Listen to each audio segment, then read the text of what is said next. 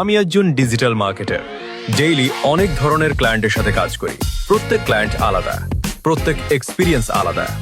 কিছু কাস্টমার আছে যারা আমাদের প্রফেশনকে রেসপেক্ট করে। তারা বুঝে মার্কেটিং একটা প্রসেস।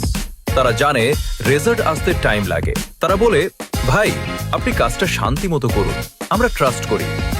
এদের সাথে কাজ করলে মোটিভেশন বেড়ে যায়। তারপর আসে আরেক ধরনের কাস্টমার।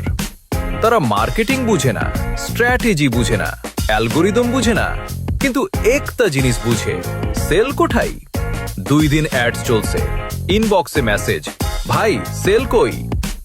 তখন মনে হয় মার্কেটিং না, ম্যাজিক চাই। আবার কিছু ক্লায়েন্ট আসে, প্রেশার দিবে, ডেডলাইন দিবে, এক্সপেকটেশন আকাশ ছুঁয়ে। সেল না আসলেই দোষ মার্কেটারের। আর যখন পেমেন্টের কথা বলা হয়, তখন শুরু হয় গল্প। ভাই একটু ওয়েট করুন, ক্লায়েন্ট টাকা দেই নাই, নেক্সট উইক ক্লিয়ার করে দিব।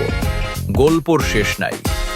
তবু এক ধরনের কাস্টমার আছে, তারা মার্কেটিং বুঝে না, অ্যাডস বুঝে না, কিন্তু তারা ট্রাস্ট করে। তারা বলে, ভাই আমি বুঝি না, আপনি যেটা ভালো মনে করেন করেন, ইনশাআল্লাহ ভালো হবে। এই ট্রাস্টটা অনেক বড় জিনিস।